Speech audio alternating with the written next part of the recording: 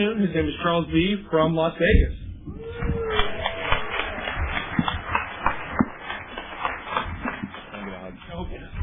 Another one. I'm an addict. My name is Charles. Hi. Thank God I'm clean, and thank God for Narcotics Anonymous, and thank you guys for the warm welcome. And I'd like to thank the California Mid-State Regional Convention Committee for asking me to share my experience, strength, and hope. And I'd like to thank everyone who greeted me and welcomed me so warmly. And I'd like to start by sharing that I love Narcotics Anonymous. I love our fellowship. It saved my life.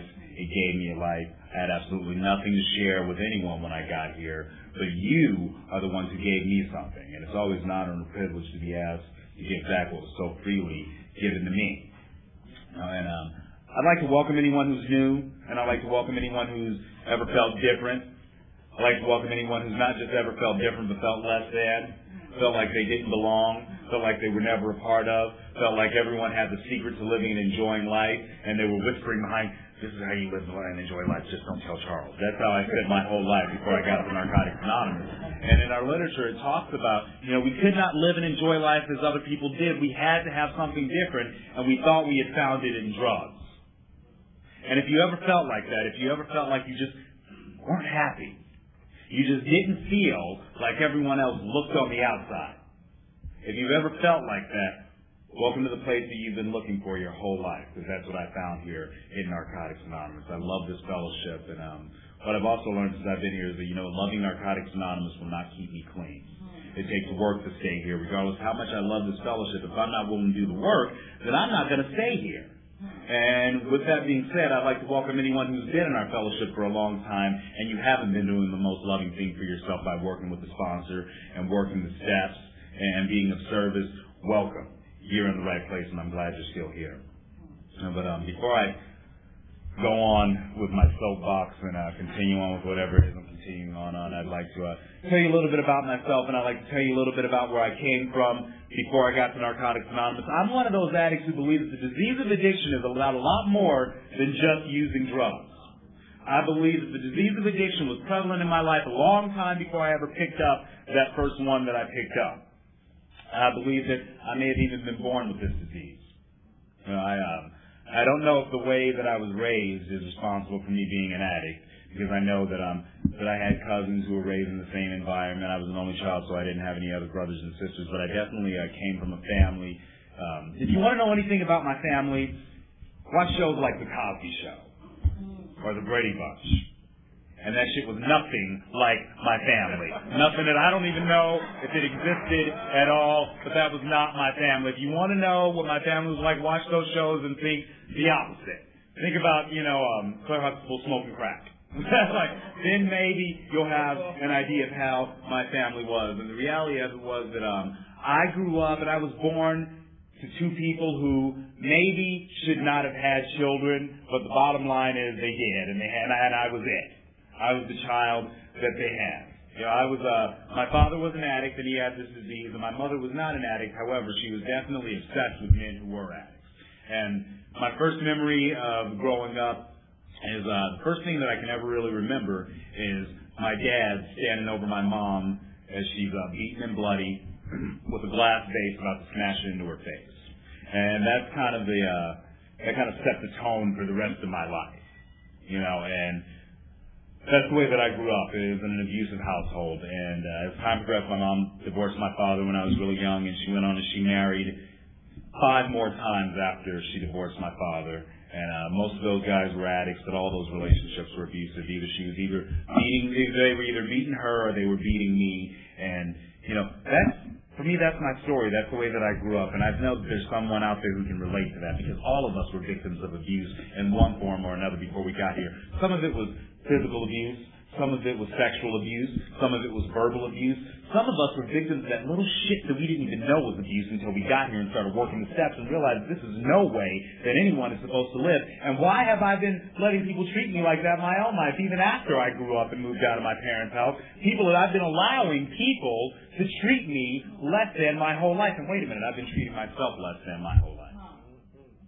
Most of us didn't realize that we were victims of abuse, even if the abusers were us, before we got here. And that was that was my story before I got to Narcotics Anonymous, is that my mother was constantly in and out of abusive relationships. And what I can remember thinking when I was a kid is, for me, the disease of addiction isn't the drug. The disease of addiction is the voice in my head that talks to me in my own voice.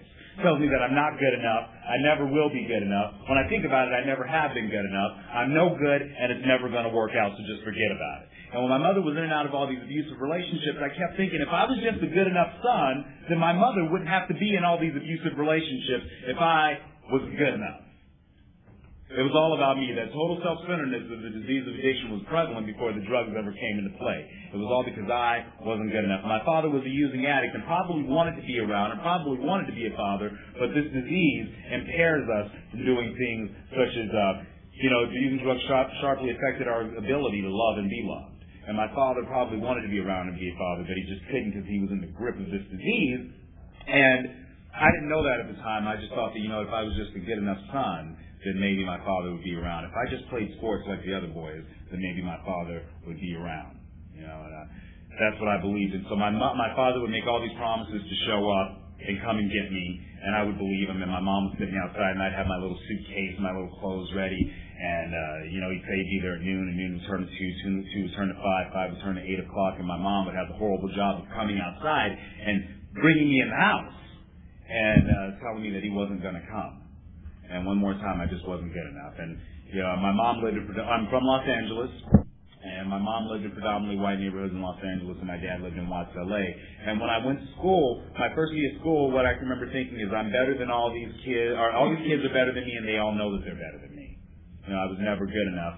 And, I was the only black kid in the schools that I went to, but I really didn't notice much of a difference because it was the only thing that I knew. But, apparently, eventually one of the kids called me a nigger and another kid called me a nigger, and I didn't know what it meant at the time, but I knew it probably wasn't good. So I decided maybe I wanted to move with my dad so I could be around more black people. So for the first time I moved from my mom, who lived in, San Fernando Valley, I moved from her house to my dad's house, who lived in Watts, LA, and how many of you guys know how well that worked out? Because by that time, I spoke much like I speak now. I would pronounce my words very well. I was very articulate. Plus, I listened to fucking music like Metallica and Guns N' Roses and shit at that point. And so, I went to school, and my first day of school in Watts, LA, what I can remember doing is getting up in front of the class and saying, "Hi, my name is Charles, and I'd like to sing a song for the class." And this is in Watts, LA. So, they tore my little ass off every day on a regular basis after school, but I did learn how to fight. But, so I come from a poor family, and this time they weren't making fun of me because I was black. They were making fun of me because I wasn't black enough. See, that's what the disease of addiction does to me. Today, because I've been here for a while and I've worked the steps, I know that there's nothing wrong with the way that I speak. I'm very proud of the way that I speak, and I'm very proud of mine. But the disease of addiction can take something as good as that and twist it around and say, you know what, you're not black enough.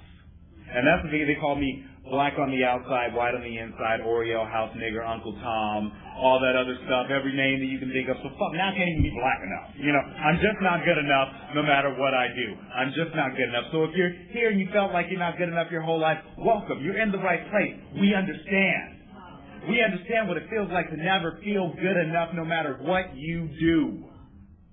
We understand. But the solution is in the 12 steps.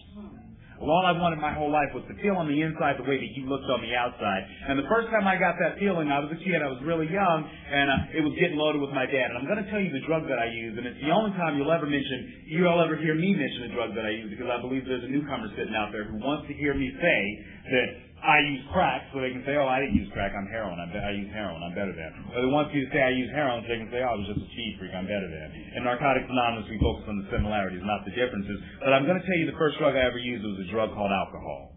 And that's the first thing that I ever put in my body, and I believe it's important to let you know that alcohol is a drug, period. There's no such thing as drugs and alcohol. I love when I hear that. I don't use drugs and alcohol, and I don't eat fruit anymore, I just eat apples. I don't understand what the difference is, So that's the first drug I ever used, and the first time I ever put that in my body, What I can tell you was that, you know what, for the first time, it didn't matter that I wasn't white enough. It didn't matter that I wasn't black enough. It didn't matter that my clothes came from secondhand stores and that my shoes had holes in them. The only thing that mattered was for the first time in my whole life, I felt on the inside the way that you looked on the outside. And that's the feeling that I got from the first time I used it. From that first time, I made a commitment that no matter what happened, I was going to keep that feeling no matter what.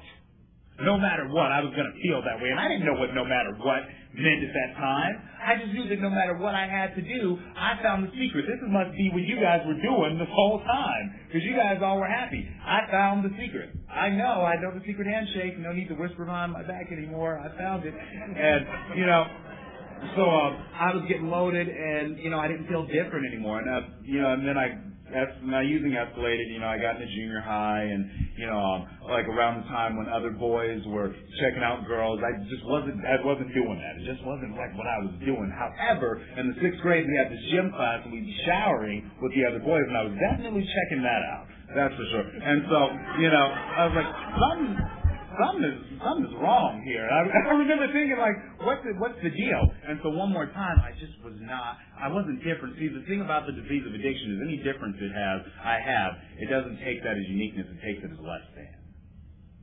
I'm not just different, I'm less than. And so one more time, I was different. And so I grew up, and I used to cover up the fact that I felt like I wasn't good enough. I used to cover up the fact that I was gay, and I come from a very Christian-oriented home, and that's the stuff that I use behind, just because I didn't feel like I was good enough. And, the using escalated. You guys all know what the story is. I was dropping out of high school. I was getting arrested every other week, and by the time I was 13, 14 years old, I decided that it was okay for me to leave home, and I decided to run away from home, and I lived out on the streets, and I hitchhiked from one side of town to the other, and while I was in those cars, I did whatever it is that 13, 14-year-old boys do with people who pick them up, who hitchhike from one side of town to the other. And that's the way that I lived. And what I can remember thinking every time that I got arrested, or every time that I was in a car with some strange old man, is, how the hell did I get here? Like, how did this happen to me? This was not supposed to be me. It wasn't supposed to be my life. I didn't know how. And that was not the worst part of active addiction. You see, at that point, I cared. I cared about the fact that I didn't have a place to stay, that I was hurting myself, that I was hurting everyone who ever loved and trusted me. I cared about the fact that I was being degraded, that I come to a point of dereliction that our literature talks about. But there came a point, not too long after I started using, where I just didn't care anymore, and that is the disease of addiction. That's what dereliction is, when I abandon myself, when I just don't care anymore. When I don't care about the fact that I haven't showered for weeks on end, when I don't care about the fact that I left the home with a loving mother, even though she had all of her faults and made all of her mistakes when she was in parenting, but she loved me, I don't care about any of that stuff anymore. I just don't care about me anymore. So what do you do now? I wanted to live, but I didn't know how to do that. I wanted to die, but I never had enough guts to pick up a gun and pull the trigger, or slit my wrist, or pop a handful of pills and call it a day. But I can remember every time I did that one particular drug that I did, praying, God, please let this be the one that ends it. Because I just don't know how to live. And I don't want to go on feeling. The drugs weren't covering up the feelings of insecurity and inadequacy anymore. They weren't the fix anymore. So what was the fix? I couldn't find it. And I couldn't die no matter what happened. It just didn't seem like it was working for me. And so I got down on my knees and I prayed to a God that I didn't believe in to send me something that was going to help me stop hurting other people, and to send me something that was going to help me stop hurting myself. And I have to tell you that 2 weeks later I found myself here in a meeting of Narcotics Anonymous. That's where I was. That's what Narcotics Anonymous is to me. Narcotics Anonymous is a gift from God, a gift that I prayed to that God that I didn't believe in, and I found this fellowship, and they suggested a few things. They suggested you get a sponsor and you work the steps, and you go to 90 meetings in 90 days. And I couldn't go to a meeting every day for 90 days because I had this really busy career that I was working on. I had this 20-hour-a-week job at Burger King, and that's just like my schedule just did not permit me to go to a meeting every day for 90 days. So I didn't go to a meeting every day for 90 days, and they said to get a sponsor, and I was like, I don't know, And so I didn't do that, and then they suggested that you work the steps. I can't work the steps because I don't have a sponsor. So I go to meetings whenever I want to go to meetings, and I don't work the steps, and I don't have a sponsor. Even though I'm not doing any of that stuff, I still feel free to come into a meeting and grace you guys all with my pearls of knowledge with 4 days clean and no sponsor, no meetings, and with 2 weeks clean and with 3 weeks clean, and all of a sudden I got 28 days clean and I'm hanging out with some people that are getting loaded, and it sounds like a good idea, and so I do it. And one more time, how the hell did I get here? Wait a minute. You didn't have a sponsor. You didn't work the steps. You haven't done anything except for not use. If you keep doing what you're doing, you're going to keep getting what you got. And that was the bottom line. And so I went like that for a year, wondering why I wasn't going to stay clean. And so I decided that, you know what, I need to surrender one day. And if you guys had told me just surrender when I got here, I wouldn't have known what that meant. But it was broken down to me that surrender means when we tell you to get you do what we say. That's surrender. Do what we say. Don't try to worry about the definition of surrender. You just do what we say. And you know what, if you show me an addict who says, if you tell me what to do, I'll do the exact opposite, I'll show you an addict who hasn't surrendered yet. Because that's the reality of it, is that when we are beaten and we are desperate, then we're willing, I don't care how you tell me to do what you say, do. I'm going to do it if I'm desperate and I'm ready to surrender. And so they suggested that I get a sponsor, that I go to a meeting every day for 90 days, that I work the steps with that sponsor. And then they said, you know what, forget, just get a sponsor and do what he says. And I surrendered. And I haven't used from that point on. And it's just all been a bowl of cherries since then, and I haven't made any mistakes in recovery. But this is actually my favorite part of my story. All that other stuff that I told you about was just for identification purposes. So the reality of it is that was only for identification purposes, because what I get out there is not going to help you stay clean in here. You know, and I could bore you with the war stories and specifics, and there was this one time when I went to blah, blah, blah, blah, blah, but that's not, see, the disease is arrested, the journey begins. Is what happens. And what is the journey? Our literature, that was one of the reasons we read it, this meeting says that when at the end of the road we realize we can no longer function as human beings with or without drugs. That means that I'm using and I'm messed up. I stop using and I'm still messed up. So I need something different. And what is that something different? That something different is the 12 steps of Narcotics Anonymous. Narcotics Anonymous is not a meeting program. Narcotics Anonymous is a 12-step program. And if I'm not working the 12 steps, I'm not working a program. So I had to get this sponsor in order to work these steps, because I didn't want to use anymore. I didn't want to use anymore. And I knew that even though I was smart, even though I was intelligent, I was not smart enough to stop using. I was not smart enough to know how to stay clean on my own, because willpower alone will not keep us clean. Our basic text talks about that even with the most sincere desire and the greatest of willpower, we still couldn't stop using. Powerlessness means using against our will. Powerlessness means every time I went to cop saying, I don't want to do this, I don't want to do this, I don't want to do this. That's what powerlessness means. You know, when you're sitting around and listening to people share meetings, I haven't been going to that many meetings or talking to my sponsor because, you know, I don't want to use. If I only used when I wanted to use, I wouldn't need to sit here with all of you guys. I'm here because I use when I want to use, I use when I don't want to use, I use when times are good, when times are bad, when I know I should, when I know I shouldn't. I can't help it. And I didn't want to use anymore. And I knew that my best thinking got me loaded and kept me loaded. So I had to start listening to someone else. And so I started looking for this sponsor, and I sat in meetings, and this woman was sharing, right? She was sharing about all the stuff that I did in active addiction. I said, that's my sponsor. So I decided to walk up to this woman, and I said, you know, they suggested that I get a sponsor, and I'm looking for one. And I said, Michelle, will you sponsor me? And, you know, she looked at me, and she said, I can't sponsor you. I'm a woman. You're a man. And I said, but I'm gay. The rules don't apply to me. Whether you're gay or not, I'm sure you guys all have the reasons why the rules don't apply to it. We all have reasons why the rules don't apply to us. And I said, I'm gay. And she said, she said, you can't be that anymore. Like, I can't be gay anymore. What do you say? I can't stop it. If I could have just snapped my fingers, I would have done that a long time ago. And she said, and you know what I know today is that she was absolutely right. I can't be a gay addict anymore. I can't be a black addict anymore. I can't be an addict who got clean when he was young anymore, because I will use. An addict is an addict, period. I can't be a gay addict, I can't be a black addict, I can't be a young addict, I can't be an old addict, I can't be a poor addict, I can't be a rich addict, all that stuff. I leave all that stuff out there at the door. When I come in here, I have to be just an addict. I have to focus on the similarities and not the differences, and that's what I know today. But then when she told me that, what I was thinking was, fuck her. So I went and I asked another woman to sponsor me, right? And she told me no too. And I went and asked another woman to sponsor me, and she told me no. And pretty much I asked every woman in the Southern Nevada area, Narcotics Anonymous, to sponsor me. And anyways, none of you bitches will sponsor me. So I had to go on, and I had to find a man that was going to sponsor me, and I got seen at a crazy meeting where there were people throwing chairs across the room and sleeping, and you slept with this newcomer, and you slept with that newcomer, and I loved it. That's what kept me coming back. It was all the drama. And Narcotics Anonymous has been my favorite soap opera. You know, that's been it. I came back to see who was sleeping with who, and who was going to beat who up, and da-da-da-da-da-da, and all that stuff. But and that stuff is interesting to keep you coming back. But you know what? It won't keep you here. It won't keep you here. You know, if you're coming back because of who you're sleeping with, I'm glad. If you're coming back because of the gossip, I'm glad that you're coming back.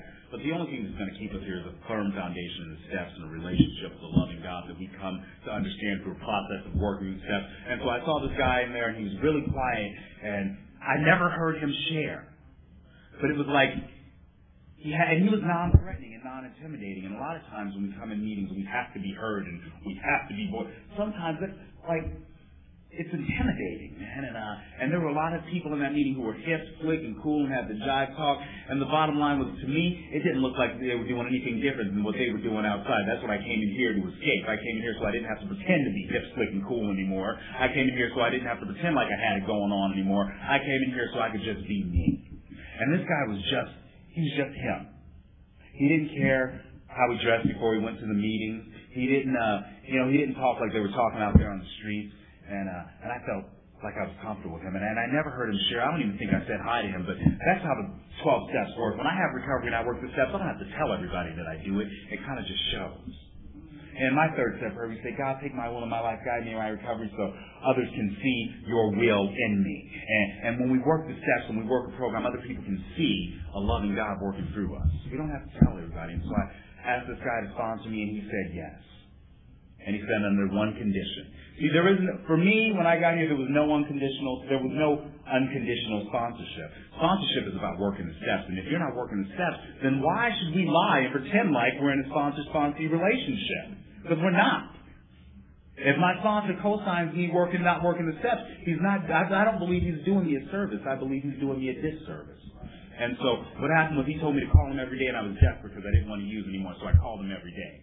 And when he told me that he gave me a step and told me to go home and write on it, I was desperate and I was dying, so I went home and I wrote on the step. When he told me to come over to his house and share it with him, I went over and I shared it with him. What happened, through the process of working these steps, I started to develop a relationship with this man that I haven't had with any other man before, that I hadn't had with a woman before, that I hadn't had with my mother or my father before. But I was scared going into it, because it's a scary thing asking someone to sponsor you. It's even scarier when they give you a steps and you have to write the innermost thoughts and feelings and fears on and share them with this person, because you know they don't understand. Because you know they're going to reject you. And he did understand. And he did reject me. And we started working the steps and we started building a relationship. And you know what? Thank God none of those women agreed to sponsor me. Thank God. Because if they did, they would have been robbing me of the most intimate relationship with a man that I would have ever had. And I believe as men, that's what we do when we sponsor women in this fellowship, is that we rob them of the opportunity to develop the most intimate relationship they would ever develop with another woman. That's what we do, is we do them a great disservice when we do that here. And men sponsor men and women sponsor women. That's the way they go. It doesn't matter whether you're gay, straight, black, white, hermaphrodite, I don't care what you are, you need to have, well, I don't know, hermaphrodite, but bottom line is, you know what, men have men sponsors and women have women sponsors, because it doesn't have anything to do with I'm going to have sex with my sponsor if my sponsor's in the opposite sex. It has something to do with the fact that I've never liked me, and I've never liked men because I've never liked me. And once I start working the steps with this man, I began to develop a relationship with a man, and I began to develop a relationship with me. And when we do something different, we're robbing other people and we're robbing ourselves. And so I started working the steps with this guy. And the only thing that I shared with him was I have to tell you, that's the only time I was ever honest with my sponsor. The first year I was clean is when I wrote on the steps. Because I knew, you guys told me that if I wasn't honest in these steps, then I wasn't going to stay clean. So I went to meetings every day, and I wrote on the steps, and I called my sponsor every day, and I never told him I was gay. I was in a relationship for the first year I was clean, and when he asked me about the relationship, I would say stuff like the other person and so-and-so. I never said he because I was afraid that he was going to reject me for some strange, odd reason. I didn't know why, but I was just afraid of rejection. And we have a pamphlet called the Self-Acceptance Pamphlet, and I used to think that, if I wasn't gay, maybe I'd have a little bit more self-acceptance. And if I didn't come from a poor family, maybe I'd have a little bit more self-acceptance. If my family were the Huxtables or the Bradys, maybe I'd have a little more self-acceptance. But through working the steps and reading that pamphlet, what I know is the problem is that the stuff that's going on the outside, the problem is on the inside. The problem is something that was always there. The problem was, it didn't matter whether I was gay or whether I was straight, whether my family were the Mansons or whether my family were the Huxtables, I would have always had a problem with me. And so I needed to do something different. I needed to start working the steps. And that's what I did, is I started working the steps. And I realized in the first step that I was powerless over the disease of addiction. And I have to tell you that I don't go to any other fellowship. Narcotics Anonymous is enough for me. And the reason why Narcotics Anonymous is enough for me is because of that first step that we work. It doesn't say we were powerless over alcohol. It doesn't say we were powerless over crack cocaine, over marijuana, over crystal meth. It says we were powerless over the disease of addiction, which is obsession, compulsion, denial, and total self-centeredness, and self-pity in every single area of my life. And I wrote more than just about using drugs in my first step. I wrote about how I was powerless over the disease of addiction in the area of using drugs, how I was powerless over the disease of addiction in the area of relationships, how I was powerless over the disease of addiction in the area of gambling, how I was powerless over the disease of addiction in the area of spending money and lust and all that other stuff. That's the stuff that I wrote about in my first step, and I got to learn about the disease of addiction, right? Now, I'm just getting clean, and I knew that I needed something, and I started working the steps, but I was empty on the inside. And what do we do when we're empty on the inside? Do we call our sponsor? Do we write on the steps? Do we start to pray, develop a relationship with a loving God? I'm not talking about what we do now. I'm talking about, you remember when you were new. No, we don't do any of that stuff. We get a dog, or do we get into a relationship? Let's see. I got 90 days clean, and you're giving me an option of I'm lonely and I feel like I'm missing something in my life, and you tell me go to meetings, write on steps, talk to your sponsor, develop a relationship with God. Or get into a relationship. Which one am I going to go for? So when I had 90 days clean, I called my sponsor and I said, I'm thinking about getting into a relationship. And he said, how serious are you thinking about it? And I said, well, we're moving in together tomorrow. Because that's how we do things around here, right? We meet, we sleep together, and the next day we change names and move in together. And that's pretty much what we do, Because when I thought there was still something wrong with me on the inside, I still thought that there was a problem on the inside. And if I let you have enough time to get to know me, and I don't trap you in this relationship right away, you're going to realize what that something is, and then you're going to leave. So what I do is not only do I trap you in a relationship, but I trap something that I don't even want. That's why it's suggested that we wait until I don't know where all this wait till after your first year of recovery comes from. Wait till after you do a fourth and a fifth step to think about getting into a relationship, although most of us don't do that. And it's okay because we all have our process to go through. But, because I end up picking someone, here's how a normal person would do. They would meet someone and they'd say, I like this person and I'm thinking about being in a relationship with them. What we do is we wake up one day and we say, I think I want to be in a relationship today. You'll do. And that's how I did propose my relationship. And so, after I trapped this poor individual in this relationship, I realized that, God, I didn't even want what I had trapped. Now I'm in a relationship with someone that I don't know, someone that I don't want, and it's all just because, I will do anything to avoid feeling my feelings. Anything to avoid being alone and looking at me. I feel empty inside, and what happened was that relationship was just like every relationship I ever had in active addiction. And that's the reality, is that we come in here and we choose, when we're new and we don't have the steps in our lives, we choose the same person that we would have chosen when we were out there, because nothing's changed. Nothing has changed. That's what I tell guys that I sponsor who have some time and they decide to get into relationships with newcomers, and they're like, oh, well, she's cheating on me. And she's like, what else does she know how to do? You didn't give her any time. You better watch out. Because she's going to stay queen, probably is, but you probably won't. Because you have to feel all the feelings that you're feeling right now. And so, I didn't know what to do. And the reality of it is, can you turn a hooker into a housewife? Yes. But not in 30, 60, 90 days you can't, so give her some time.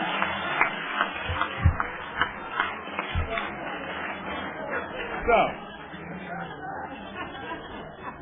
I'm in this relationship with 90 Days Clean. He's using. I'm trying to stay clean. We're living in my house. And the same stuff that went on, because I didn't know, he's sleeping around on me, and all I knew how to do was sleep around on him. That's all I knew how to do when I got here, was meet somebody I don't like, and this relationship wasn't working out for me. And what I realized today is when relationships like that don't work out, sometimes it doesn't even have anything to do with the other person. What it has to do with my motives for getting into that relationship was so you could fix me. And all of a sudden, you don't fix me anymore, so there must be something wrong with you. So I gotta go. Wait a minute, it's my house. You gotta go. But wait a minute, I can't let you go because then I might see you with someone else.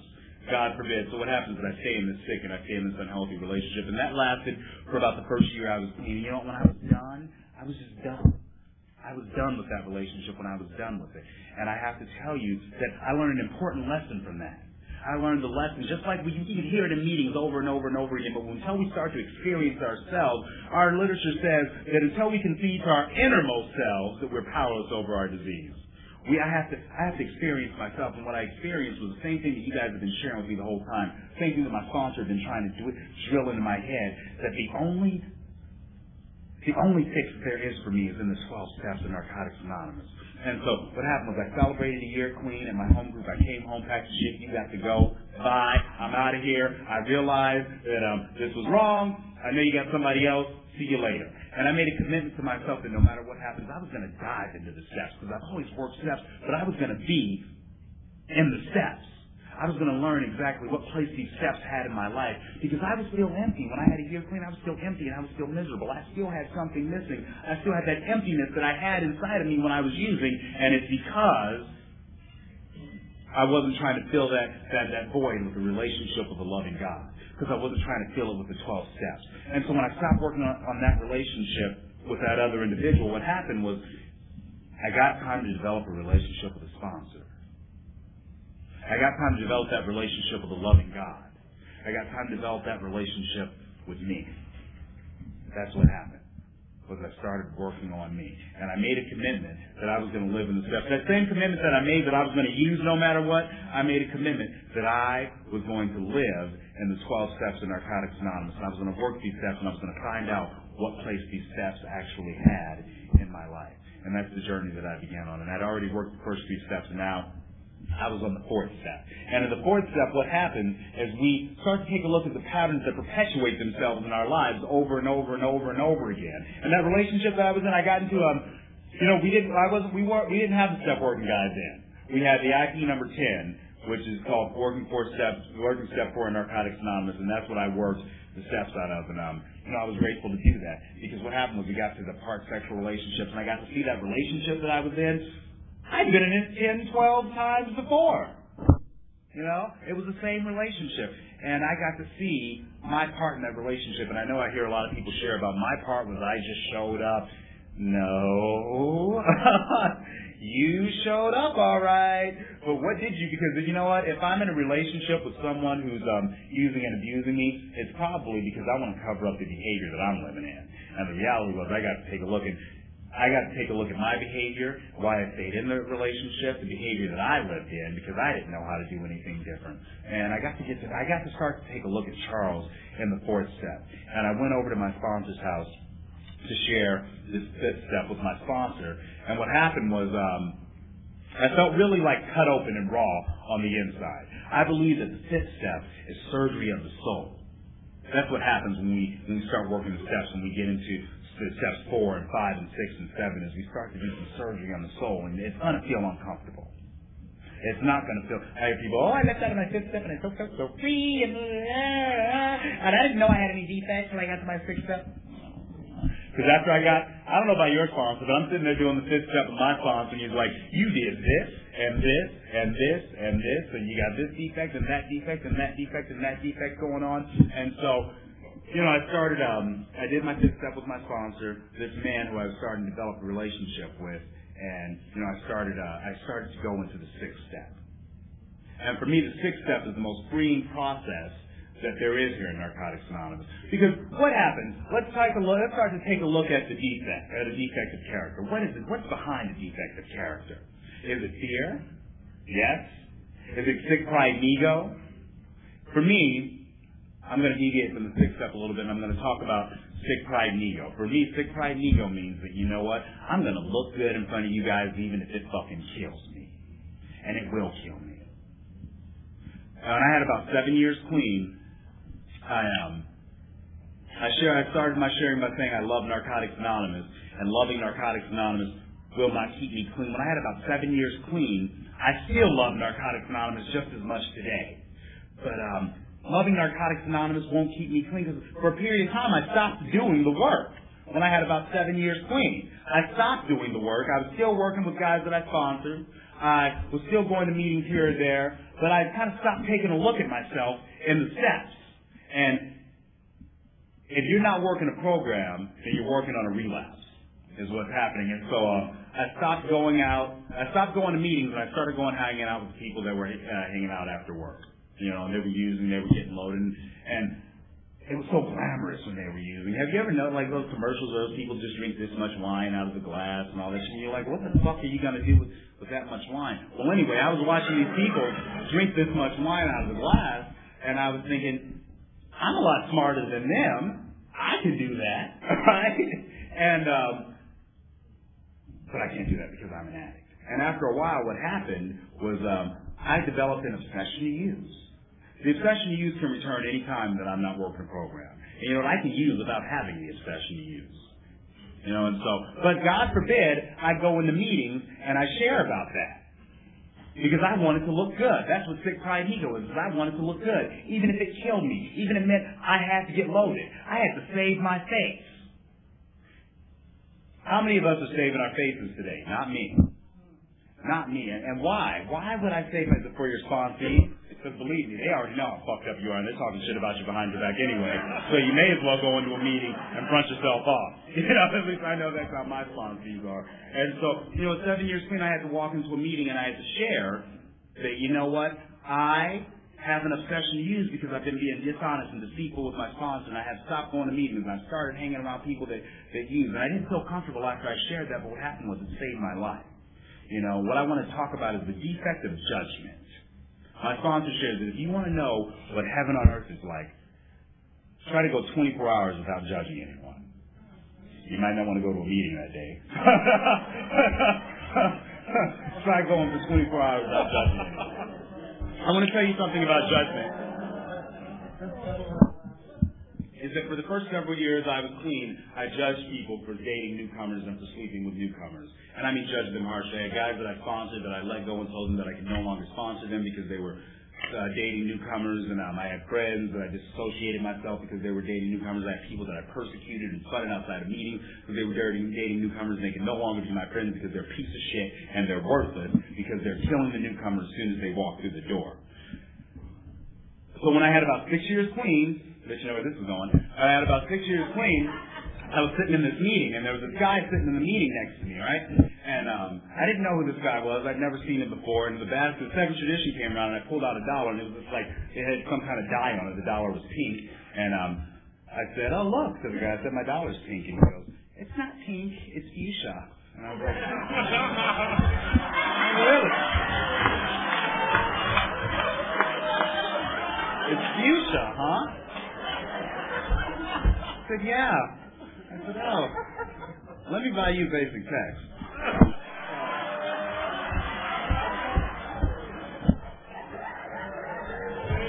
So what happened is I said, "How long have you been clean?"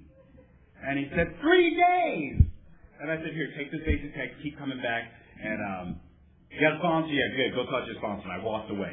Should have left it at that, right? Because see, that's how I work my steps. It's not just about being powerless. I'm powerless whether I want to admit it or not. And if I'm powerless in the area of lust, then I need to act powerless in the area of lust. It doesn't matter whether you're gay or straight. All of us in this room know there are certain newcomers that we just should not be talking to, because we can't help them. See, anonymity is the spiritual foundation of all of our traditions for a reason. Anonymity doesn't mean that I don't tell what you share in a meeting, or I don't tell anybody that you're an addict. Anonymity means is that, when you walk through that door, you're nothing but an addict to me.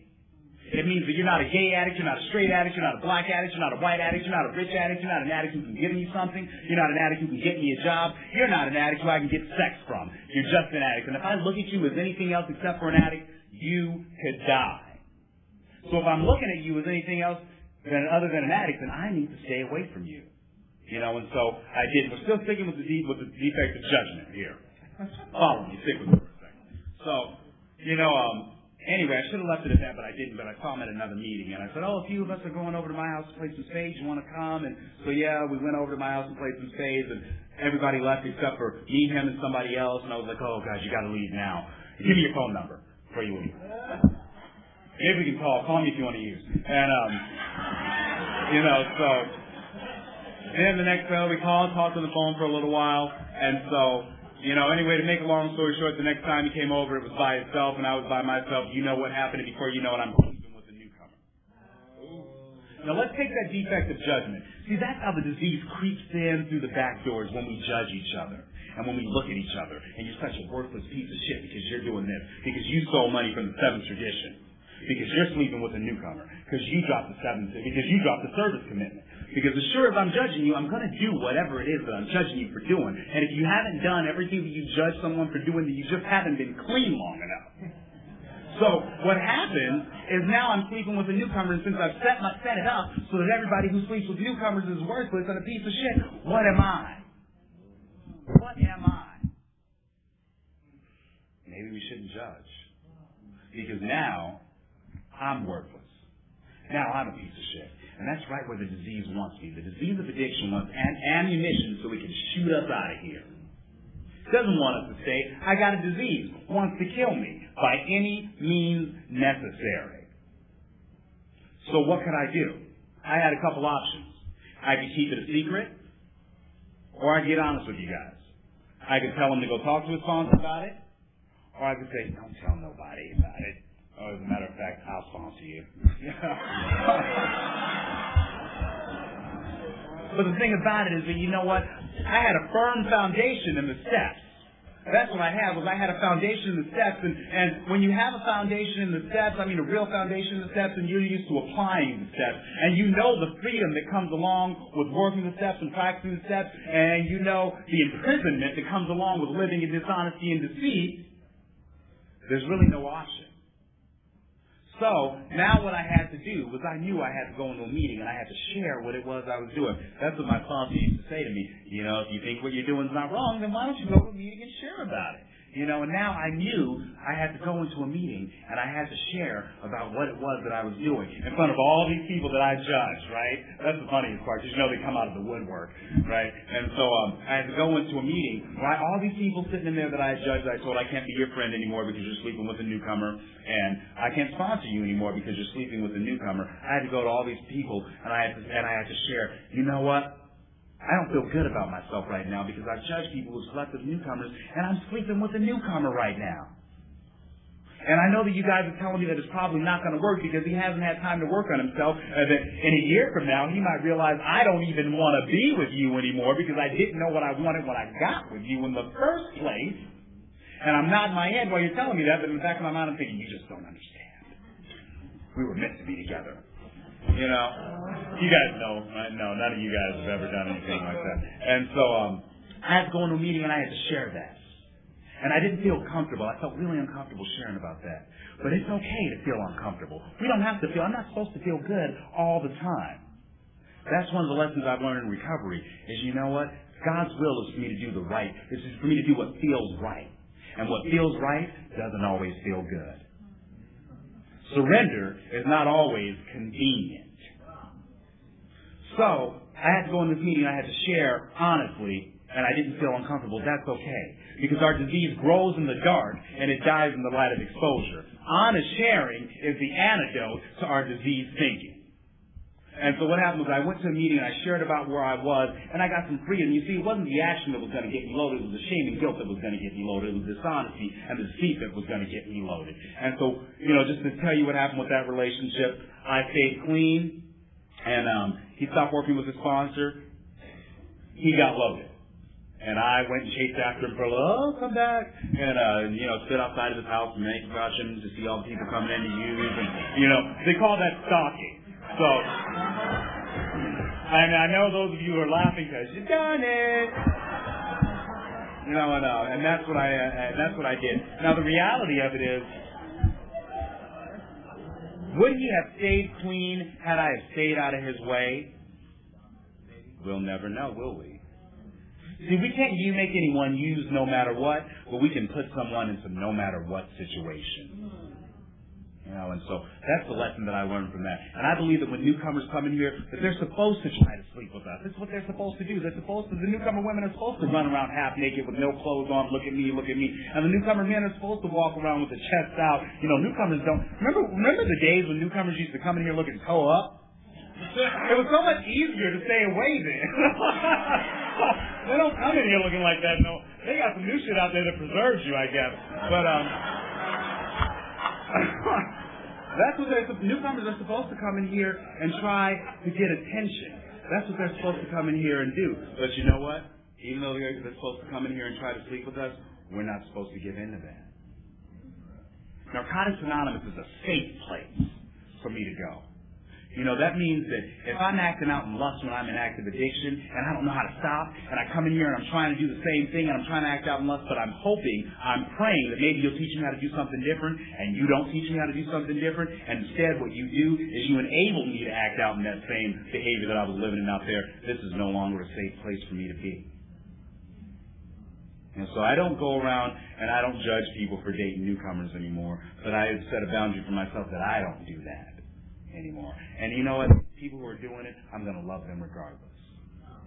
Because that's what we need, is we need love. When we're living in disease and we're living in defects, we need to be loved.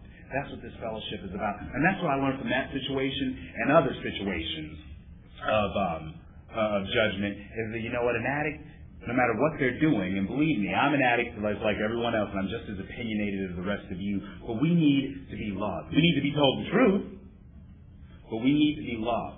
And we don't need to be judged out of here. We're each other's eyes and ears. We're the examples of the things to do, and we're the examples of the things not to do. Sometimes we're the only truth each other are going to hear. And I'm okay with people telling me the truth today. I'm okay with it. I'm not scared of it. It doesn't hurt my feelings like it used to. I know that you're coming from a place of love when you say, Charles, maybe you should take a look at this. I know that. I'm okay with it. In active addiction, I surrounded myself with people who were going to tell me whatever it was that I wanted to hear, even if it meant it killed me, as long as I was still their friend. And I did the same thing. I co-signed everyone's shit in active addiction. My relationships weren't about what I could get from you. They were about what do I have to give up to keep you in my life. And my relationships don't have to be about that in recovery. Through the process of working the 12 steps of Narcotics Anonymous, and only through that process do I learn to build and develop healthy relationships. And today, some of the healthiest relationships I have are the relationship that I have with my sponsor, the relationship that I have with the guys that I sponsor. And I have the privilege of sponsoring many, many, many men in Narcotics Anonymous in my area and in other areas. And those are relationships that are based on the 12 steps. And that's why those relationships work, is because they're relationships that are based on the steps. And if you're with a sponsor and you feel like your relationship isn't working and you don't have that connection and you haven't been working the steps, that's probably why you don't have that connection. It's because you haven't been working the steps. For this addict, that's the only way to develop a relationship with a sponsor is through the process of working the 12 steps. You can't help but develop a relationship with a sponsor if you're working the 12 steps and if you're being honest with that sponsor. So what I'm going to do is I'm going to move on from judgment. I'm not going to talk about all 12 steps because there's not enough time, and really it's boring when someone shares about all 12. It kind of is. When somebody does the first step. But and that's not because one step is more important than the other. It's just because I don't think you want to sit here and listen to me go through all 12 steps. But I'm going to, move down to the 9th step. And I'm going to tell you about the last 9th step I did. Didn't have anything to do with what happened out there. it had everything to do with what happened in here and the destruction that I caused since I've been here, because I leave active addiction and I come in here with no tools how to lead life, and this becomes my playground sometimes if I'm not working the steps. And so, what happened was, just like everybody else, I've lived in a lot of gossip, right? And I loved gossip, especially when I got here. If there was any drama going on, I was like right in the middle of it. And talking about we can't make anyone use no matter what, we can put someone into no matter what situations. There was this guy who's married, and I got in, his wife was sleeping around a little bit, and I gossiped, and I judged him for being married to her, and I judged her for sleeping around. And so, you know what you do? Like, you gossip about people if they're doing something that they're not supposed to do, and you rationalize by saying, we each other's eyes and ears around here, so let me talk about you to everyone, and let me hurt you, and blah, blah, blah. And so, that's what I kind of did to this guy. And so I was on I got to my 9th step, and this guy had gotten loaded. Right? He got loaded with about, 5, 6 years clean, and I'm writing about it in the 8th step, and I wrote about it in the 9th step, and it was time for me to make this amends. And this guy's back, and he's talked to me every once in a while. For me, the 9th step isn't about saying I'm sorry. The 9th step is about mending the behavior. It's about changing the behavior. It's about, I've worked the previous 8 steps. Now, my behavior has changed through the process of working these steps. So now I can go ahead and I make direct amends anymore. I can go ahead and I can make that direct amends. Has anybody ever noticed that nobody makes direct amends anymore? Like I'm sitting in a meeting, I'm hearing people share, my sponsor told me I don't have to make this direct amends anymore. And like I never hear about people making direct amends anymore. But the reason why it's so important to make a direct amends, except when to do so obviously would hurt me or somebody else, the reason why it's so important is because I'm an addict who needs to take responsibility for my behavior. I need to be accountable. Because if I'm not held accountable and I don't take responsibility, I'm going to do it again. So anyway, I have to make amends to this guy who I put in a no matter what situation, and he used behind. I have to make amends to this guy for gossiping and telling the whole fellowship that his wife was sleeping around on him. And how do I do that? I pray about it. I talk to my sponsor about it. And so I go on this NA camp out, and there's this guy standing there. And it's the guy, and he's out on the camp out, and I'm like, great, okay, God, I've been praying for an opportunity to make amends, but I don't know if this is it. So I go, and I'm like, God, send me a sign if this is it. We're all standing around, and he's in the group, and we're never in the same group, and I'm like, okay, God, send me another sign. And so pretty much everybody leaves, and it's just he and I standing there face to face. I'm like, are you sure about this, God? Because I don't want to take responsibility. For me, the hardest amends to make are the ones where I think I've already gotten over on you, where I think you've already forgiven me. Because I don't have to take responsibility, and I don't want to. So what happens is I start taking responsibility, and I say, you know what? I know that you know that I played a huge part in the pain that you suffered before you used. And here's the hard part. I have to take responsibility. I have to own up to that. And then I have to say, now what can I do to make it better? Because that's a part of the 9th step for me. That's just as much a part of taking responsibility as asking, what can I do to make it better? I have to mend the situation. And he said, don't ever fucking talk to me again. And I said, okay. And we don't speak anymore. That was years ago. But that's what I had to do. That's what I had to do, was I had to own up and I had to take responsibility for my behavior.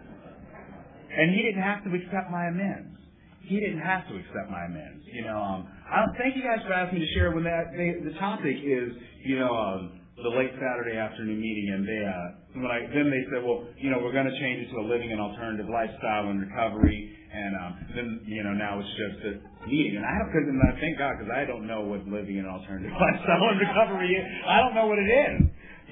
What I do know is back to that 12th tradition, that anonymity is the spiritual foundation of all of our traditions, and that's why anonymity is the spiritual foundation, because there is no such thing as a gay addict. There is no such thing as a black addict. There is no such thing as a white addict. There's no such thing as a rich addict or a poor addict. There is an addict. That's all there is. But the disease of addiction wants to separate me from you. It wants to separate me from you because I'm black and you're white. It wants to separate me from you because I'm gay and you're straight. It wants to separate me from you because I'm rich and you're poor. Well, I wish. You're probably rich and I'm a little poor. But, it wants to separate separate. It will look for any reason to separate. It will separate me because of that. It will separate me because I work a program and you don't, or you work a better program than I do. Any reason to separate each other. And you know what? I used to have a huge problem with special interest meetings when I got clean. I got clean when I was 17. I was the only black person sitting in the meeting half the time. And I was the only gay person sitting in the meeting half the time. And we didn't have special interest groups in my area when I got clean. We didn't have men's meetings. We didn't have women's meetings. We didn't have gay meetings. We didn't have young people's meetings. We didn't have any of that stuff. And I got clean with people who were 20 years older than I was. And you know what? It worked for me. Because what happens is when an addict shares from the heart, sharing from the heart touches the heart.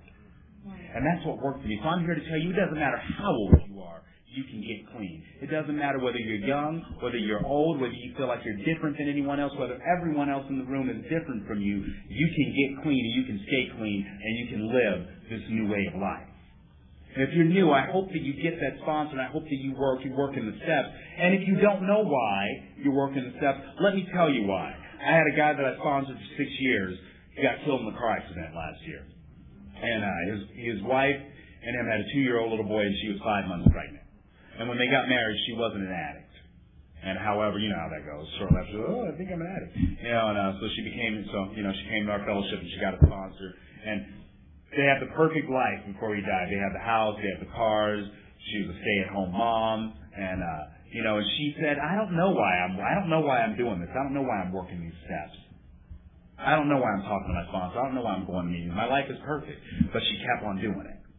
She kept on doing it. And what happened was when she had a few years clean, her husband got killed in a car accident. And she was put to no matter what situation. See, we don't know why we're working the steps and developing a relationship with a loving God when everything is going okay. We don't know why we're doing it then, but that's because life is going to show up. I didn't get clean so life could stop showing up. I got clean so I could have the tools to deal with life when it shows up. Because somebody's going to die. That relationship that's going so well right now ain't going to be going that well tomorrow. That job that I have, I may not have. Something's going to happen, and I'm going to need to have a program when it happens.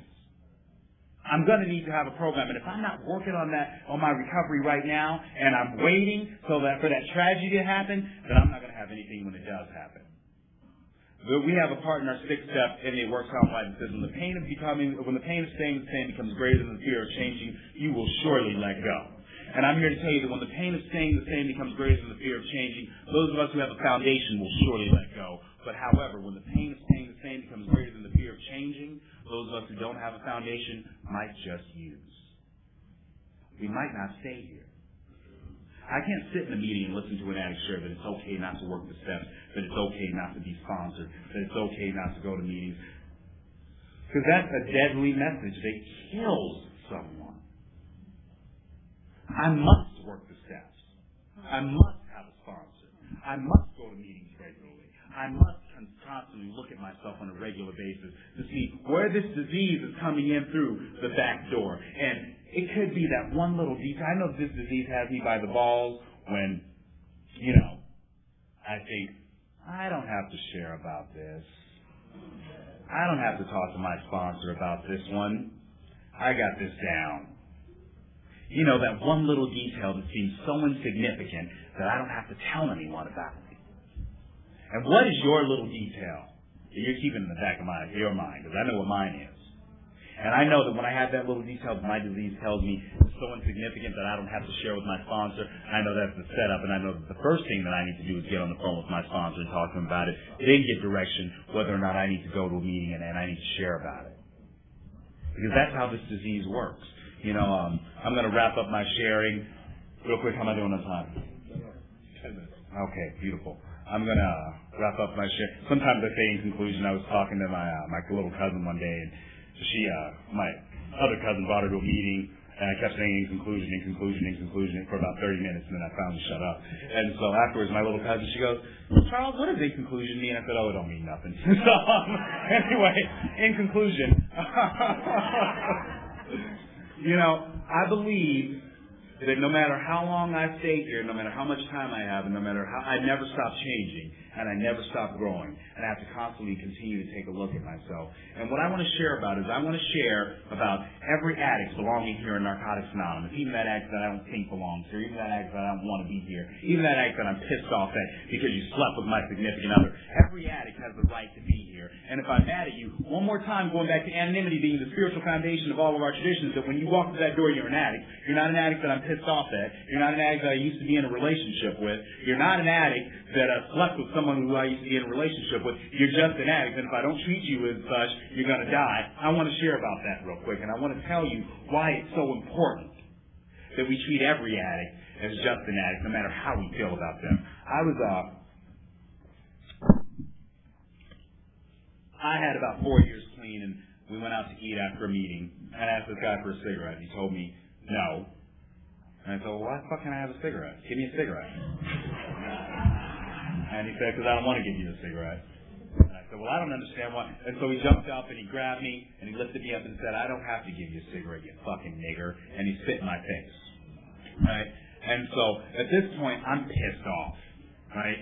I'm pissed off because I expected everybody at the table to jump up and beat his ass. And now, I go to meetings with a bunch of white people, right? So now when I say he called me a nigger, they don't know how to react. They're like, oh my God, you're such a nigger. So now automatically they're like ready to jump on my side because you know it's a word.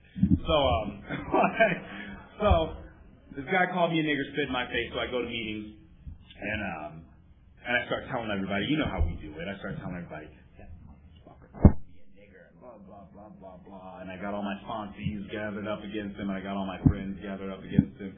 And so it got to a point where he would walk into a meeting and nobody would talk to this guy because he called me a nigger. And I thought, well, good for him.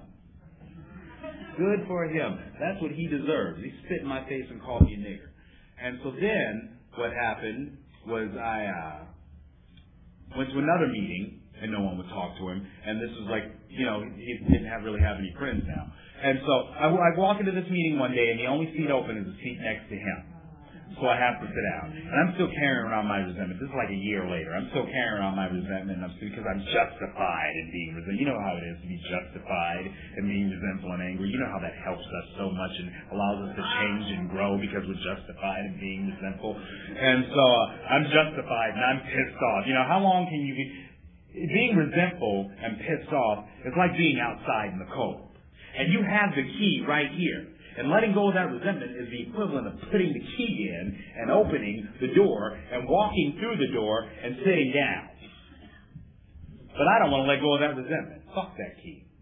I can stay out here in the cold for 2 more weeks. How long can you sit out here? So I sit next to him and I've got my arms folded and I'm like, oh, hi, it's me, Charles. You remember the one you spit in my face and called me a nigger? Yeah. And so, nobody would share their basic text with this guy, right? No one would share their basic text with him. And it was a voice in my head that said, why don't you share your basic text with him? And I have to tell you, that wasn't my disease. And it definitely wasn't me. Okay, that was no bright idea that I came up with to share my basic text with this guy. I believe that was the voice of a loving God that I've developed a relationship with since I've been here. And, I said, okay, fine. So I shared my basic text with this guy. And he's like, oh, thank you. And I shared in the meeting, and he started crying because his mother was dying. And I have to tell you that not one person went up and hugged him when he was sharing and crying because of the wreckage that I had caused. Because that's breaking someone's anonymity. I had broken his anonymity when I wanted everyone else to look at him as something except for an addict. How do I start off being the victim? You know what I'm talking about when we start off being the victim. How do I start off being the victim and all of a sudden I'm the perpetrator? All of a sudden I'm fucked up. All of a sudden I'm the one that may cause an addict to die. How do I start being that one? And I still had that voice again. Why don't you go up to that guy and give him a hug? I can go up to him and give him. He spit in my face and called me a nigger. I can go up to him and give him a hug. You see, what happens is the second step talks about a power greater than ourselves that could restore us to sanity. What is the power greater than myself? If I don't have a God yet, what happens is when you and I get together and we start talking, that's the power greater than myself. When we get together for the purpose of recovery and a loving God sits in the middle, that's where the power greater than myself comes in. And I believe that it was the power greater than myself that told me that, but that power couldn't quite work until I took the direction. I went over to him and I hugged him. And what happened was I went over to that guy and I gave him a hug, and I could feel his tears just streaming down my back. That's when a power greater than myself came in. That's when a loving God came in. When ego is in the way, God can't be there. God can't be there if my ego's in the way. It can't. God can't be there if I'm holding on to my resentment. He can't work with that. He can't. And so once I moved my ego out of the way and I went up to that guy and I gave him a hug, I could feel the presence of a loving God, not just working for him, but I could feel that resentment that I'd been carrying around all that time starting to lift. We have a pamphlet called The Triangle of Self-Obsession, and it says, what's the opposite of resentment? Is acceptance. What's the opposite of anger? Is love. What's the opposite of fear? Is faith. I had to practice some love. I didn't have to feel love for him first to let go of that anger. I had to practice the love. If I change the action, a loving God will change the thinking. So I got up and I hugged him and I practiced the love. And then I practiced the acceptance. And after a while, that stuff started to change and I became free. Because life is too short. The guy that I sponsored that died was 29 years old, man. 29 years old. And life is too short to walk around with resentment and anger. Have you ever seen those frustrated fucks around here with 20 years clean, holding on to shit that they could have let go of 15 years ago, that they haven't worked the fourth step since then, so they're still carrying it around? You know what I'm talking about. So I didn't want to continue to carry around that stuff. Because life is too short. We're the examples of things to do and we're the examples of things not to do. I had to let it go. I had to let it go. And I had to love him. That didn't mean I had to hold his hand and go hopping and skipping through the daisies with him. I just had to stop talking shit about him. I had to let go of the resentment. And that means when people say, hey, so-and-so celebrating over there, I don't say, you want to know what he did to me? That means I say nothing. That's how I started to let it go. And when I started to let that resentment go over the years, because that was a long time ago, I've learned how to practice resentment. I still know how to practice resentment. I've learned how to practice love in the place of anger and acceptance in the place of resentment in several different areas of my life. And that's what this process is about. It's about learning to love other people. And that's what I love about my sponsor, because that's the message that he carries. He carries a message of love. He carries a message that us as addicts, we're not here to judge each other. We're not here to condemn each other. We're here to be each other's eyes and ears while loving each other. That's what we're here to do. Because life is too short not to. And that's what the 12 steps have given me. And then the last thing I'm going to share about, in conclusion, is that I want to tell you about, I hear a lot of addicts share about being married in recovery. What I want to share about is the opposite of that. I want to share about being single in recovery. And I want to share that that's okay. That it's okay to be single in recovery. I've been clean I've been single for 7 out of 10 years I've been clean. And then the last few have been consecutive years. But, and you know what? It's okay. See, I don't need that outside thing to fix me, but for such a long time that I did. And I thought that just because I got lonely that I wasn't supposed to feel that. That every feeling I felt I was supposed to do something to fix it automatically, immediately. And I found myself in a lot of unhealthy relationships that way. And what I realized through the process of working the steps is that it's okay to feel loneliness. It's okay. It's just a feeling. And it'll pass. I can't tell you how many unhealthy relationships I was in where I was looking at the person next to me and I still felt lonely with somebody laying right next to me. You know what I'm talking about. And so what I realized is that, you know what? A loving God has a plan for my life. And it's okay. And what if I was single for the rest of my life in recovery? I know there's some people like, shut the fuck up, don't say that. You know what? It would be okay. If I left this meeting, if I was single for if I never got into a relationship again, if I never had sex again, it would suck. But it would be okay. It would be okay. I mean, would it really take a look at the life that I've been given here in Narcotics Anonymous? All I wanted was to be loved unconditionally and friends, and I have that. I have more love than anybody I know in my life. So I think that it's okay for me to be single. It's okay. So if you're here and you're single and you're looking at everybody in relationships and it seems like they have something that you don't have, what I realize when I look at you in that relationship and I look at you in that new car, it's not the relationship that I want. It's not the new car that I want. It's the feeling that it looks like you have in that relationship. It's the feeling that it looks like you have in that new car. That's what my whole life has been about, is chasing the feeling. What if I can have that feeling without having that relationship? Because obviously a loving God doesn't want me to be in one right now, or else I would be. So I probably should start to come to some acceptance of the fact that my life is the way that it is and realize that it's the perfect life for me right now. What if I could get that feeling without that relationship? What if I could do that? What if I could do that through the 12 steps? What if I could nourish the relationship with my sponsor? What if I could nourish the relationship with my sponsees? What if I could work on the most important relationship, with the relationship with a loving God? What if I could do that stuff? What if I could do that stuff and be okay with me? And I want to tell you that what once was a dream is now a reality. I can be happy with me by myself. I am okay being single because my life is perfect today. It's perfect. That's where I've gotten to, and you can get there too. But if you're not working the steps, you're not going to get there, because that's what allowed me this freedom. That's what allowed what I realized is that my life has always been perfect. I just didn't have the steps in my life to show me that my life was perfect. The steps helped me come to a place of acceptance that my life is perfect just the way it is. And it always has been. I am perfect just like the way I have been. And I'm here to tell each and every single one of you that you are perfect the way that you are. You must love yourself. You must respect yourself. You must treat yourself the way that you would treat me. You must. Because you're perfect. You're perfect. A loving God made you that way. You just fuck it up sometimes. Anyway, I love you all. Thank you guys for all the support that you've given me, and thanks for allowing me to share. His name is Charles B. from Las Vegas.